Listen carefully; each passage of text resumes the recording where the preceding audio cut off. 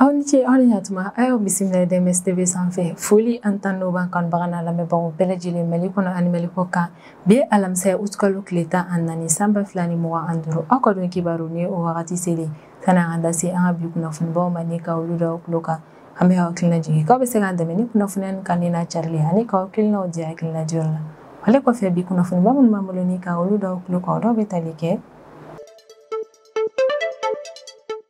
tarata tɛmɛnen août kalo tile 12 san 2025 an ka Mali premier ministre kɔrɔ dɔ ni o Choguel Kokala Mayiga ale kun bɛ an ka Mali pôle national économique et financier maaw ka brigade yɛrɛ kɔni ka yɔrɔ la yɔrɔ min na a kun taara ko confrontation ko dɔ yɛrɛ kɔni na affaire financier ko dɔ kun kɔrɔ a yɛrɛla k'a fɔ ko Choguel Kokala Mayiga yɛrɛ kɔni ka ale to nin yɔrɔ kofɔlen na min ye brigade mɔgɔw ye olu kɔni y'a minɛ ni ka a bila garde à vue la ale ni a ka baarakɛɲɔgɔn mɔgɔ kɔrɔ dɔ an bɛ wagati min na i n'a fɔ ko bi o ko yɛrɛ de kɔni na Choguel Kokala Mayiga ale ka avocat ni o ye maître Cheikh Oumar Konare ale kɔni bɛ bɔ ni ka communiqué kɛ nin don kofɔlen na ni o ye tarata ye août kalo tile 12 san 2025 communiqué min yɛrɛ kɔni kɔnɔna na an ka premier ministre kɔrɔ ale minɛla lahalaya mun na ale ni a bɛ ka nɔ minɛ ko minnu yɛrɛ kɔnɔna a bɛ kuma olu bɛɛ lajɛlen kan an ka Mali office central de stupéfiants ni o ye OCS maaw ye olu ka cɛden minnu yɛrɛ kɔni bɛ Buguni mara kɔnɔna na ko don tɛmɛnenw na olu kɔni opération ɲumanba dɔ yɛrɛ kɔni kɛ opération min kun cɛra ni ɲɛnaminimafɛn caman yɛrɛ kɔni minɛli ye maa 2 la ni o maa 2 fɛnɛ bɛ datugu bɛ an bɛ wagati min na i n'a fɔ ko bi Association villageoise des cotonculteurs de Faraba ni kɔni ye jɛkulu min kɔnɔna na Faraba kɔɔrisɛnɛnaw olu yɛrɛ de kɔni bɛ yen nɔ olu ka secrétaire général ni août kalo tile fɔlɔ tɛmɛnen san 2025 sufɛ wagati min ale yɛrɛ kɔni kun bɔra banque la n'a kun taara kɔɔrisɛnɛna nin yɛrɛ kɔni ka salon campagne wariw ta k'a bɛna d'u ma nin maa kofɔlen yɛrɛ kɔni segintɔ ni ka bɔ banque yɛrɛ kɔni na ko maa dɔw yɛrɛ kɔni taara sira d'a ɲɛ ni ka ale yɛrɛ kɔni faga an ye kunnafoniya sɔrɔ ko tile 2 o yɛrɛ kɔni kɔfɛ min ye an ka Mali autorité olu y'u bolo da maa dɔw yɛrɛ kɔni kan u bɛ ka bisigiya k'a fɔ ko maa minnu kɔni ni maa kofɔlen bɔnɛ ani na an bɛ wagati min na i n'a fɔ ko bi ka sanga ni maaw yɛrɛ kɔni talen yɔrɔ jɔ Ntabakɔrɔ site yɛrɛ kɔni na ka sɔrɔ yamaruya tɛ u bolo ni ka taa u ka sow yɛrɛ kɔni jɔ ni yɔrɔ kofɔlen na min ye an ka Mali office de l'habitat olu ka directeur ni o ye Isa Sisoko yɛrɛ kɔni ale bɛ bɔ ni ka conférence de presse kɛ tarata tɛmɛnen août kalo tile 12 san 2025 conférence de presse min yɛrɛ kɔni senfɛ a b'i da se maa ninnu ka situation ko lahala yɛrɛ ma kɔni an bɛ wagati min na i n'a fɔ ko bi tɛnɛ tɛmɛnen août kalo tile 11 san 2025 Côte d'Ivoire jamana ɲɛmaa ni o ye Alassane Dramane Ouattara yɛrɛ kɔni ale bɛ welemada kɛ ko AES ale ni CEDEAO jɛkulu k'u kɔni ka kumaɲɔgɔnya tɛmɛ u ni ɲɔgɔn cɛ la walasa fɛɛrɛ bɛɛ lajɛlen ka se ka latigɛ cogo min AES jamanaw ni o ye Mali Burkina Faso ani Niger olu ka se ko kura ye ni ka na don CEDEAO jɛkulu yɛrɛ kɔni kɔnɔna na ka d'a kan ko AES jɛkulu membre yɛrɛ kɔni bɔli CEDEAO kɔnɔna na ko o kɛra sababu yɛrɛ kɔni ni ka na ni lahalaya dɔw ye sous région kɔnɔna na min ma nɔgɔn sous région jamana kɔnɔdenw ma ko yɛrɛ de kɔni na a ka kan AES ale ni CEDEAO jɛkulu maaw ka kuma ɲɔgɔn fɛ cogo min jɛkulu fila ni ka jamana kɔnɔdenw bɛ se ka lafiya an bɛ wagati min na i n'a fɔ ko bi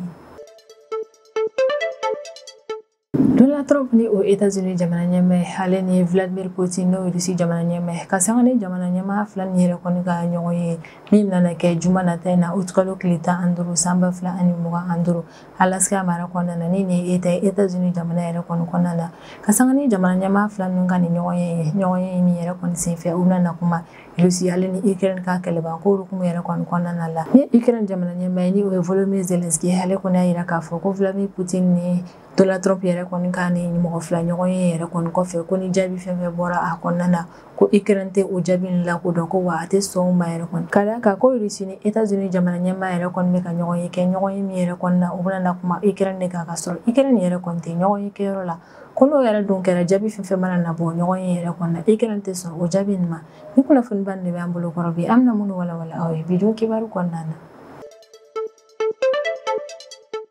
Tarata tɛmɛnen août kalo tile 12 san 2025 an ka Mali premier ministre kɔrɔ dɔ ni o ye Choguel Kokala Maïga ale kɔni minɛna ni k'a bila garde à vue yɛrɛ kɔnɔna na an ka Mali pôle national économique et financier ka brigade maaw yɛrɛ kɔni fɛ ka sanga ni premier ministre kɔrɔ bilali yɛrɛ kɔni garde à vue la min ye a ka avocat ye ni o ye maître Cheikh Oumar Konare yɛrɛ kɔni hali bɛ bɔ ni ka ɲɛfɔli kɛ Choguel Kokala Maïga ka nin garde à vue lahalayaw la maître Konare ka kɔrɔfɔ la ko août kalo tile fɔlɔ tɛmɛnen san 2025 Choguel Kokala Maïga ale kun bɛ an ka Mali pôle national économique et financier maaw ka brigade maaw yɛrɛ kɔni ka yɔrɔ la yɔrɔ min na olu yɛrɛ kɔni taara ɲininkali dɔw ti ko a la n'a ye ɲininkali minnu jaabi ko Choguel Kokala Maïga ni brigade maaw ka o ɲɔgɔn ye fɔlɔ yɛrɛ kɔni kɔfɛ u ye a labila ni ka na so yɛrɛ kɔni u tilala tuguni ni ka a convoqué tarata tɛmɛnen août kalo tile 12 san 2025 walasa a kana ni brigade kofɔlen kelen yɛrɛ kɔnɔna brigade maaw ka kɔrɔfɔ la ko Choguel Kokala Maïga yɛrɛ kɔnɔna na walasa confrontation yɛrɛ kɔni ka tɛmɛ ani a jɛɲɔgɔn kɔrɔw yɛrɛ kɔni ni ɲɔgɔn cɛla la avocat in ka kɔrɔfɔ la ko Choguel Kokala Maïga yɛrɛ kɔni sera brigade maaw ka yɔrɔ la sɔgɔmadafɛla nɛgɛ kanɲɛ 9 wagati i n'a fɔ u kun ye a laɲini a fɛ cogo min ko nka depuis Choguel Kokala Maïga yɛrɛ kɔni taara sɔgɔmadafɛla nɛgɛ kanɲɛ 9 wagati ko Choguel Kokala Maïga sigilen yɛrɛ kɔni tora ye fo ka taa se tilengafɛla nɛgɛ kanɲɛ 14 yɛrɛ kɔni ma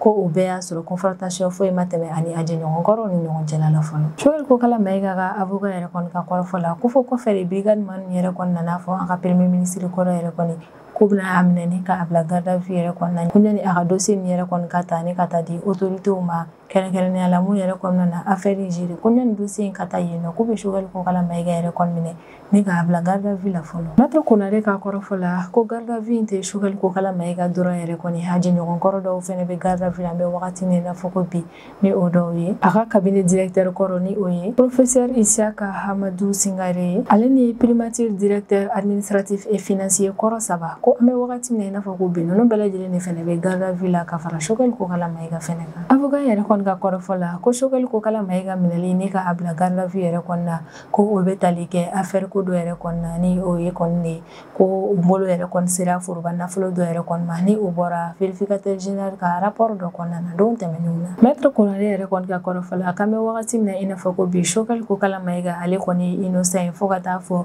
ni kiiribulon dɔ yɛrɛ kɔni y'a condamné yɛrɛ de kɔni ko ɲɔtɛ ɲani o kɔni ka kɛ min Choguel Kokala Maïga ale ye nɔ tɛ foyi la wa ko innocent yɛrɛ de don maître Cheikh Oumar Konare ale ka communiqué yɛrɛ kɔni kɔnɔna na a bɛ ni laseli yɛrɛ de kɔni kɛ a b'a yira k'a fɔ ko ninnu kɛra tantɔ de ko wa don nataw yɛrɛ kɔnɔna ni ɲɛtaga yera an ka premier ministre kɔrɔ ka ni affaire dossier ko yɛrɛ kɔnɔna k'a bɛ segin ko kura ye ni ka na olu kɔni da jamana kɔnɔdenw tulo kan tuguni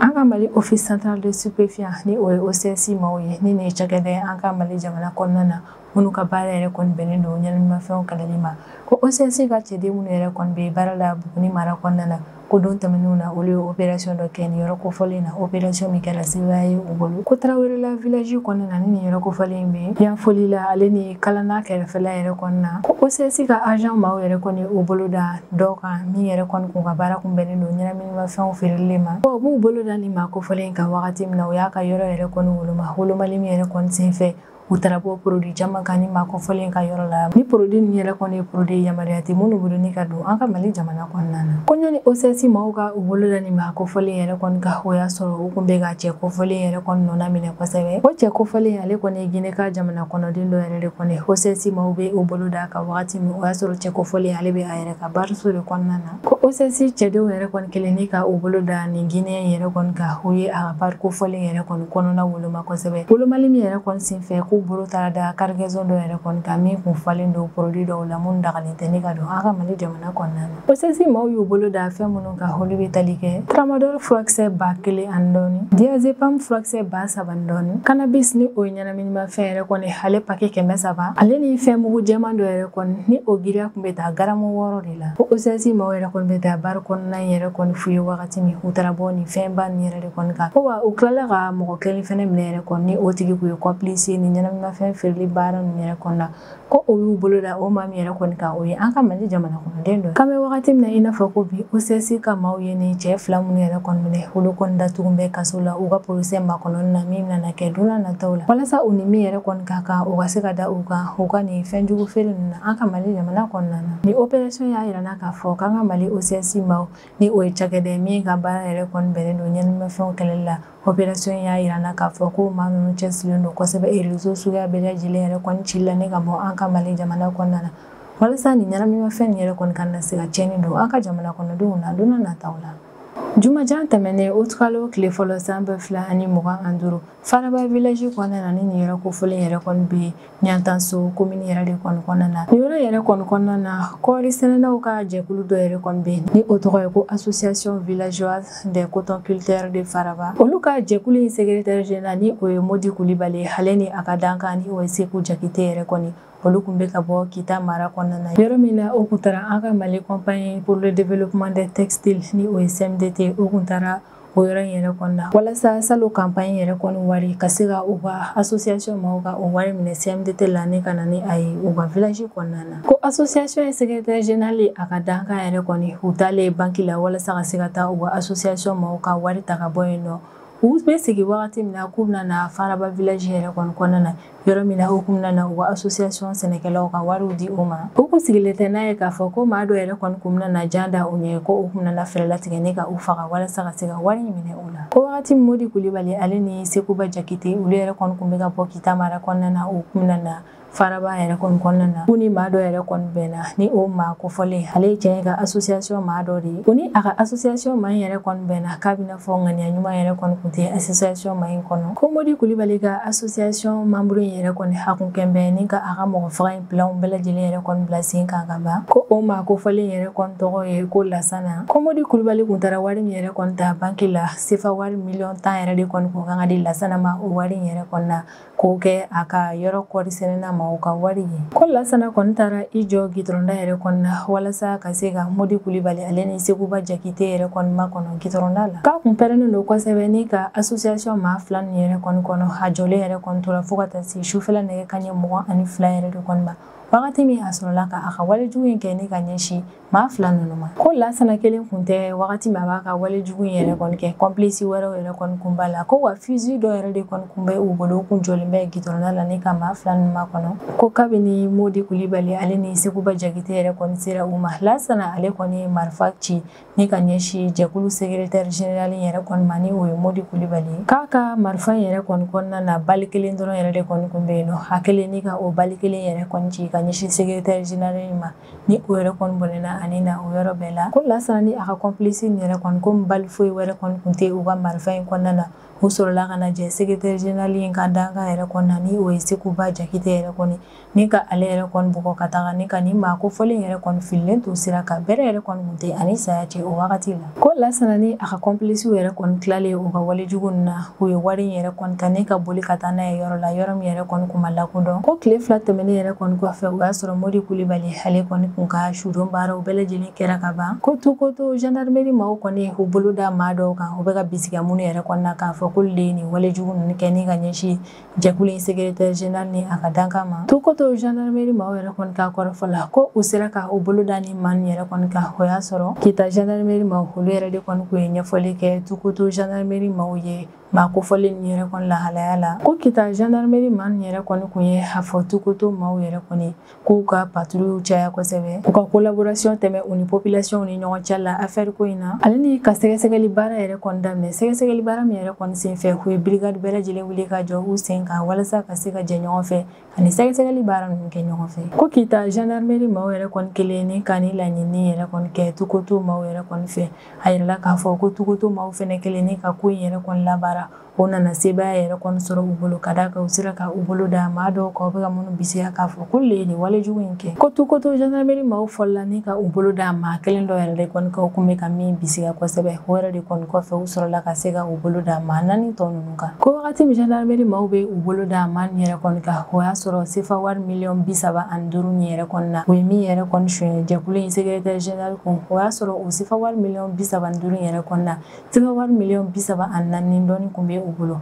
Ale ni u ye fagali yɛrɛ kɔni kɛ marifa min ye marifa kofɔlen fɛnɛ kun bɛ u bolo. Nin minɛli yɛrɛ kɔni fɛnɛ senfɛ gendarmerie maaw bɔra kalama k'a fɔ ko réseau belebeleba yɛrɛ de kɔni bɛ ni maa nin bolo minnu ka baara ye nin walejugu in ye. O yɛrɛ de kɔni na gendarmerie maaw y'a yira k'a fɔ k'u bɛna sɛgɛsɛgɛli baara in tɔ cari kosɛbɛ walasa ni complice wɛrɛw yɛrɛ kɔni bɛ nin ko in na ka fɛɛrɛ latigɛ ni ka o complice ninnu minɛ. Tɛgɛ yɛrɛ kɔni dalen ni maa 5 ninnu kan ni a bɛ ka bisigiya k'a fɔ k'olu de ye nin walejugu in kɛ ni ka ɲɛsin Modi Kulibali ni a ka dankan yɛrɛ kɔni ma ni o ye Sekuba Jakite maa min yɛrɛ kɔni bɛna na ni ka o datugu kaso yɛrɛ kɔni na wa kita CMDT directeur régional ni o ye Umaru Kulibali ale ye welemada kɛ ni ka ɲɛsin sɛnɛkɛlaw yɛrɛ kɔni ma k'u ka to basigi kɔnɔna na k'u sigilen don ka fɛn fɛn yɛrɛ kɔni ma kɔnɔ ni affaire ko in yɛrɛ kɔni na ko gendarmerie maaw bɛ fɛrɛ bɛɛ lajɛlen latigɛ ni ka o kow bɛɛ lajɛlen ɲɛfɔ u ye kita gendarmerie commandant ka représentant o kɔni ye foliba kɛ ni ka ɲɛsin population maaw ma wa collaboration tɛmɛnin na u ni an ka lakana tigilamaaw ni ɲɔgɔn cɛla ni affaire ko in na wa a bɛ tila ka layidu yɛrɛ kɔni ta u ye ko fɛrɛ bɛɛ lajɛlen yɛrɛ kɔni bɛ latigɛ walasa maa minnu ye nin wale jugu in ta ni ka ɲɛsin Modi Kulibali ni a ka dankan yɛrɛ kɔni ma ni o ye Sekuba Jakite ko maa minnu kɔni ye wale jugu in kɛ u la ko fɛrɛ bɛɛ lajɛlen bɛ latigɛ walasa o maa ninnu yɛrɛ kɔni ka u ka wale jugu ninnu juru sara don n'a nataw la. An ka Mali autorités kɔni laseli kɛ k'u ye mesure gɛlɛmanba dɔw yɛrɛ kɔni ta walasa maa minnu yɛrɛ kɔni bɛ ka taa u jagoya dagasigi Ntabakɔrɔ site yɛrɛ kɔni ka sɔrɔ yamaruya tɛ u bolo ka fɛɛrɛ latigɛ ni ka o ko in yɛrɛ kɔni kɛlɛ ka d'a kan ko Ntabakɔrɔ site yɛrɛ kɔni bila bɛɛ k'a nana kɛ logements sociaux de ye an ka Mali jamana kɔnɔna na. Conférence de presse dɔ senfɛ min kɛra tarata tɛmɛnen août kalo tile 12 san 2025 Issa Sissoco ni ale ye office malien de l'habitat ni o ye OMH yɛrɛ kɔni ale ye olu ka directeur Ntabakɔrɔ site yɛrɛ kɔni bɛ lahalaya min na an bɛ wagati min na i n'a fɔ ko bi Issa Sissoco ale bɛ ɲɛfɔli kɛ o ko la. Issa Sissoco yɛrɛ kɔni ka kɔrɔfɔla conférence de presse yɛrɛ kɔni senfɛ k'olu bɛ ka ko minnu yɛrɛ kɔni kɛ an bɛ wagati min na i n'a fɔ ko bi Ntabakɔrɔ site yɛrɛ kɔni kan ko olu ma baga maa si ma o ko la ko wa ko tɛ min balila ka kɛ maaw la dɔrɔn ka d'a kan k'a fɔra ka tɛmɛ. A kɔrɔfɔla ko maaw yɛrɛ kɔni tan bɛ u jagoya dagasigi yɔrɔ minnu yɛrɛ kɔni la Ntabakɔrɔ site yɛrɛ kɔni ka sɔrɔ yamaruya tɛ u bolo ni ka u sigi yɛrɛ kɔni ko terrain yɛrɛ kɔni bonya bɛrɛti o jɛ hectare 1000 na ko wa yɔrɔ fɛn fɛn bɛ yen ni maaw kɛmɛ ni ka u sigi ka sɔrɔ yamaruya tɛ u bolo olu ye o yɔrɔ ninnu bɛɛ lajɛlen lakodɔn an bɛ wagati min na i n'a fɔ ko bi ko nin yɔrɔ kofɔlen nin yɛrɛ kɔni bilali tɛ ko bila ko yɛrɛ kɔni tɛ ka d'a kan décret camanw yɛrɛ de kɔni taara an ka autorité maaw fɛ wagati tɛmɛnenw yɛrɛ kɔni na décret minnu ye décret jɛlenw ye yiralen dɔ bɛɛ lajɛlen na k'a fɔ ko maa si man kan tɛ ka taa so jɔ nin yɔrɔ ninnu na ka d'a kan ko yɔrɔ ninnu yɛrɛ kɔni na dilan ni ka bila forobaciw de la ko nka hali n'a sɔrɔ nin décret ba nin yɛrɛ kɔni bɔra k'a yira bɛɛ lajɛlen na k'a fɔ ko maa si man kan tɛ ka taa yɔrɔ jɔ nin yɔrɔ kofɔlen na ko n'a taw ta dɔw yɛrɛ kɔni taara u ka yɔrɔw jɔ yɔrɔ ninnu na k'a sɔrɔ yamaruya tɛ u bolo ko o situation ko olu kun yɛrɛ de kɔni na an ka Mali autorité olu kɔni wajibiyalen don ni ka min kan ka kɛ ka o kɛ i n'a fɔ a bɛ fɔ sariya kɔnɔna na cogo min na ko Ntabakɔrɔ site yɛrɛ kɔni na maa minnu tan bɛ so yɛrɛ kɔni jɔ ka sɔrɔ yamaruya tɛ u bolo ko yɔrɔ nin yɛrɛ kɔni cili o bɛɛ lajɛlen bɛ ka kɛ sariya kɔnɔna na ko wa a kana kɛ maaw ɲɛna ko yɔrɔ nin yɛrɛ kɔni cili kɔrɔ de ye ko olu bɛ ka baga mɔgɔw ma ni ka yɔrɔ nin yɛrɛ kɔni ci ko yɔrɔ ninnu bɛ ka ci walasa maa minnu taara u jagoya dagasigi yɔrɔ in yɛrɛ kɔni na ka olu yɛrɛ kɔni bila tilennenya kɔnɔna na ale ni ka fɛɛrɛ latigɛ yɛrɛ kɔni logements sociaux baara tɔ ka se ka laban k'an ka Mali autorité kɔni y'a faamuya k'a fɔ ko maa minnu ka so bɛ ka ci an bɛ wagati min na i n'a fɔ ko bi Ntabakɔrɔ site la k'olu y'a faamu k'a fɔ ko o kɔni bɛ ka digi olu la kosɛbɛ ka d'a kan ko in ma diya u ye ko nka olu kɔni ka baaraw de ye an ka jamana sariyaw kana na sɔsɔ sariya y'a fɔ cogo min baara ka kɛ ten olu ka baara ye o de ye olu ka baara ye ka site kofɔlen in fɛnɛ ka lakana sabati walasa min fɛnɛ ye logements sociaux ko yɛrɛ kɔni projet in ye ka o ko tɔ yɛrɛ kɔni kuncɛ cogo min maa minnu yɛrɛ kɔni bɛ gɛlɛya kɔnɔna na ka fɛɛrɛ latigɛ ni ka so di olu Issa Sissoco ka kumaw yɛrɛ kɔni kɔnɔna na a bɛ nin jɛyalen yɛrɛ de kɔni kɛ Ntabakɔrɔ site yɛrɛ kɔni cili ko la a y'a yira k'a fɔ k'olu ma baga maa si yɛrɛ kɔni ma ko wa ko in tɛ ko ye min balila ka kɛ yɛrɛ kɔni ka d'a kan ko maa minnu yɛrɛ kɔni sigilen bɛ u bɛɛ lajɛlen b'a kalama a mɛnna k'a fɔ ko yamaruya tɛ u bolo ni ka sigi yɔrɔ in na sabula décret caman yɛrɛ kɔni bɔra ko in kan a bɛ wagati jan yɛrɛ kɔni bɔ sisan an bɛ tɛmɛ n'an ka jamana kɔfɛ kibaruyaw ye o kɔnɔna na an bɛ taa Côte d'Ivoire jamana kɔnɔna na Côte d'Ivoire jamana ɲɛmaa ni o ye Alassane Dramane Ouattara yɛrɛ kɔni tɛnɛ tɛmɛnen août kalo tile 11 san 2025 ale bɛ welemada kɛ ko CEDEAO jɛkulu ale ni AES jɛkulu yɛrɛ kɔni k'u ka kumaɲɔgɔnyaw yɛrɛ kɔni tɛmɛ u ni ɲɔgɔn cɛ la an bɛ wagati min na i n'a fɔ ko bi a ka kumaw kɔnɔna na a bɛ sinsin ka yɛrɛ kɔni ko kumaɲɔgɔnya tɛmɛnen jɛkulu fila nin yɛrɛ kɔni ɲɔgɔn cɛ la ko bɛ sɔn ka kɛ lafiyaba yɛrɛ kɔni jɛkulu fila ninnu ka jamana kɔnɔdenw ma an bɛ wagati min na i n'a fɔ ko bi Alassane Dramane Ouattara yɛrɛ kɔni ka kɔrɔfɔla ko tiɲɛ yɛrɛ kɔni na Mali Burkina Faso ale Niger ni o ye AES jamanaw yɛrɛ kɔni olu bɔlen CEDEAO yɛrɛ kɔni na o kɛra sababu ye ni ka na ni ko gɛlɛnba yɛrɛ kɔni jɛkulu fila ninnu ni ɲɔgɔn cɛla la ko sous-région sɔrɔ ko lahalaya yɛrɛ kɔni an bɛ wagati min na i n'a fɔ ko bi ale kɔni tɛ taabolo ɲuman kan k'olu kɔni bolo bɛn ale ni sous-région lakananen ale ni piraterie maritime o kɔni kɛlɛli k'olu kɔni bolo o de olu ka priorité an bɛ wagati min na i n'a fɔ ko bi sous-région kɔnɔna na Alassane Dramane Ouattara ale bɛ nin fɔ wagati dɔ la o y'a sɔrɔ min ye Sierra Leone kɔni jamana ɲɛmaa ye ni o ye Julius Maada Bio yɛrɛ kɔni o y'a sɔrɔ ni maa kofɔlen kun bɛ tile kelen visite la Côte d'Ivoire jamana yɛrɛ kɔni kɔnɔna na wa bɛɛ lajɛlen b'a kalama k'a fɔ ko Sierra Leone yɛrɛ kɔni jamana ɲɛmaa de fɛnɛ bɛ CEDEAO jɛkulu ɲɛmɔgɔya la an bɛ wagati min na i n'a fɔ Alassane Dramane Ouattara ka kɔrɔfɔ la ko sanga ani wagati Côte d'Ivoire yɛrɛ kɔni dayɛlɛlen don AES jamanaw ye ko wa Côte d'Ivoire ka laɲiniba dɔ yɛrɛ de kɔni jɛɲɔgɔnya fɛn bɛ tɛmɛ ani AES jamanaw ni ɲɔgɔn cɛ la o jɛɲɔgɔnyaw ka kɛ domaine bɛɛ lajɛlen kɔnɔna na a bɛ tila ka hakilisigi kuma yɛrɛ kɔni fɔ k'ale ka jamana ni o ye Côte d'Ivoire o bɛ fɛɛrɛ bɛɛ lajɛlen latigɛ walasa fɔɲɔgɔnkɔ minnu bɛ ale ni AES jamanaw ni ɲɔgɔn cɛ la fɛɛrɛ ka latigɛ o fɔɲɔgɔnkɔ tɔ ninnu kana na juguya don n'a nataw la Côte d'Ivoire jamana ɲɛmaa yɛrɛ kɔni ka kɔrɔfɔ la ko Sierra Leone jamana ɲɛmaa ni ale fɛnɛ ye CEDEAO jɛkulu ɲɛmaa ye ko o fɛnɛ ka hakilina ni ale Alassane Dramane Ouattara ka hakilina bɛɛ ye kelen AES ni CEDEAO ka ko la an bɛ wagati min na i n'a fɔ ko bi ko wa Julius Maada Bio yɛrɛ kɔni o bɛ ka fɛɛrɛ bɛɛ lajɛlen yɛrɛ kɔni latigɛ kumaɲɔgɔnya ka se ka tɛmɛ AES jɛkulu ni CEDEAO jɛkulu ni ɲɔgɔn cɛ la walasa min yɛrɛ kɔni ye CEDEAO ye halisa o wililen ka to CEDEAO jɛkulu ɲɛmaa ni o ye Julius Maada Bio yɛrɛ kɔni ale ka kɔrɔfɔ la Côte d'Ivoire jamana kɔnɔna na k'olu bɛna baara kɛ ɲɔgɔn fɛ yɛrɛ kɔni walasa ka se ka olu baden jamana AES maaw yɛrɛ kɔni ka lakana sabati ko AES jamanaw ye olu kɔni baden jamanaw de ye wa olu t'a to cogoya si la jamana nin yɛrɛ kɔni ka taga k'ale bɛna kuma AES jamanaw yɛrɛ kɔni fɛ walasa ka se ka AES jamanaw yɛrɛ kɔni hakili sigi k'a yir'u la k'a fɔ ko ŋaniya wɛrɛ tɛ olu CEDEAO maaw yɛrɛ kɔni kɔnɔ ŋaniya kelen de bɛ olu yɛrɛ kɔni kɔnɔna na ni o de ye ka fɛɛrɛ latigɛ bɛn ka se ka sabati AES jamanaw kɔnɔna na ale ni ka fɛɛrɛ latigɛ yɛrɛ kɔni AES jamanaw ka segin ka na so yɛrɛ kɔni ni o de ye ka segin ka na don CEDEAO jɛkulu kɔnɔna na Sierra Leone jamana ɲɛmaa ni ale de ye CEDEAO jɛkulu ɲɛmaa an bɛ wagati min i n'a fɔ ko bi ale kɔni bɛ ka fɛɛrɛ latigɛ ni ka CEDEAO jamanaw ka taa visite kɛ olu bɛɛ lajɛlen ka jamanaw kɔnɔna na a bɛ ka taa a ka jɛkulu jamanaw yɛrɛ kɔni kɔnɔna na walasa ka se ka u hakilinataw ale ni recommandation minnu yɛrɛ kɔni bɛ u bolo ka se ka taa olu yɛrɛ kɔni lamɛn ko n'a tilala o yɛrɛ kɔni na a bɛna fɛɛrɛ latigɛ walasa ka se ka na AES jamanaw kɔnɔna ni o ye Mali Burkina Faso ale Niger yɔrɔ min yɛrɛ kɔni na a bɛna kuma ɲɔgɔnya tɛmɛ ani jamana saba ni jamana ɲɛmaa ni ɲɔgɔn cɛla la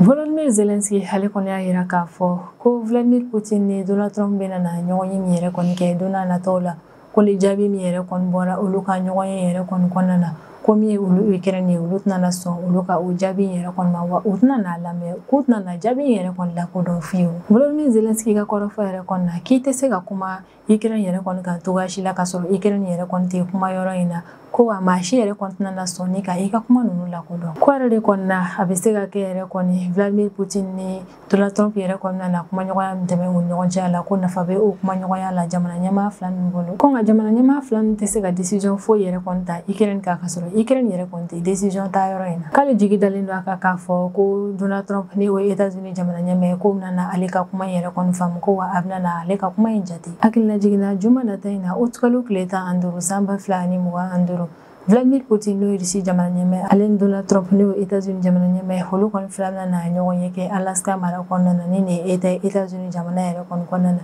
ɲɔgɔn ye min yɛrɛ kɔni senfɛ u bɛna kuma Russie ale ni Ukraine ka kɛlɛbanko in yɛrɛ de kɔnɔ Ami ye Volodymyr Zelensky ale kɔni y'a jira k'a fɔ ko maa fila nin yɛrɛ kɔni bɛ kuma fu de la Ukraine kan ka d'a kan ko n'u tilal'u ka mɔgɔ fila ɲɔgɔn ye na ko jaabi fɛn fɛn yɛrɛ kɔni mana na bɔ a kɔnɔna na ko Ukraine tɛ sɔn a ma wa Ukraine tɛ sɔn ni ka u ka o proposition nin yɛrɛ kɔni lamɛn ka d'a kan k'u taar'u sigi ka kuma Ukraine kan ka sɔrɔ Ukraine yɛrɛ tɛ kuma yɔrɔ in na ko dun yɛrɛ kɔni fɛnɛ tɛ se ka kɛ cogoya si la ka d'a kan n'i bɛ fɛ ka kuma mɔgɔ yɛrɛ kɔni kan k'i bɛ décision ta a tigi kan i bɛ fɛɛrɛ latigɛ a tigi ka kɛ décision in ta yɔrɔ yɛrɛ kɔnɔna de ni ne bɛ dan sigi an ka bidon kibaru la an b'an kanubaga n'a lamɛnbagaw bɛɛ lajɛlen fo Mali kɔnɔ ani Mali kɔ kan an bɛ hakilina jigin k'aw bɛ se k'an dɛmɛ ni kunnafoniya ni kan ni lacarilen ani ka hakilinaw di hakilina diyɔrɔ la wale kɔfɛ an b'a fɔ a ɲɛna ko aw k'an bɛn a ɲɔgɔnna wɛrɛ ma